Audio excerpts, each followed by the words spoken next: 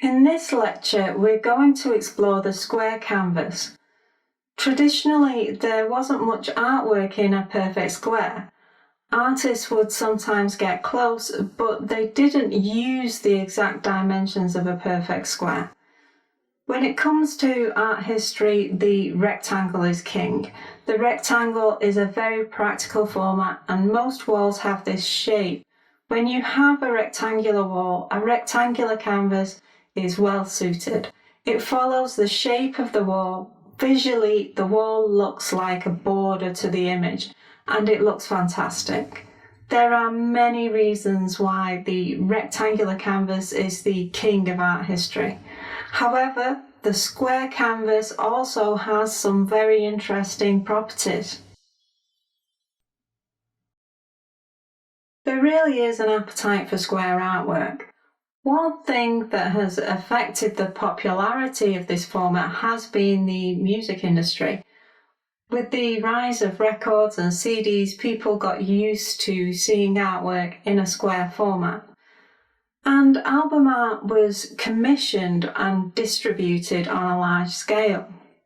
The square was made more popular with the rise of records and then CDs. Album art got us used to seeing art in this particular format. Even though CDs and records have declined, it's still necessary that you have artwork in a square format when you release a piece of music for digital download.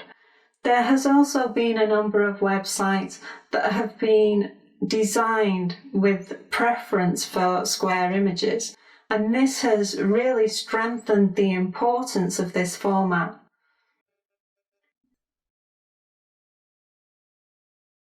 This is the art from my first single, and there wasn't an option to provide artwork in any other format.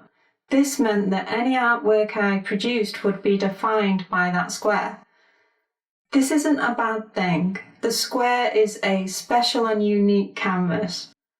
I mention the album cover because it's possible you could be commissioned to create a piece of album art. You need to understand all the formats because of the various commissions that you might have the opportunity to do.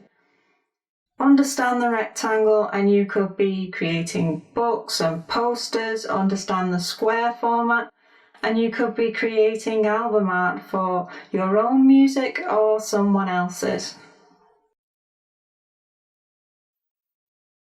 I do sometimes work in square format because I like to experiment with different approaches. This image is square, and when I place the diamond guide above, you'll notice that the piece aligns with that guide. The diamond guide is a composition tool for artwork in portrait format. There are many aspects to the diamond guide, but the most important thing to remember is that the central line is always dominant, and important subject matter must be placed in that area. In this image, you can see that the composition is central and it results in a strong composition. This painting of mine, it suggests that the diamond guide can also be used to create an image in square format, as well as portrait format. I would have liked to look at artwork by great figures of art history to see how many use this composition.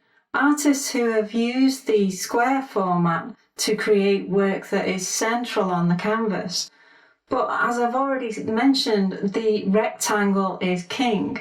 So there isn't many works to back up my position that a central composition works on a square canvas.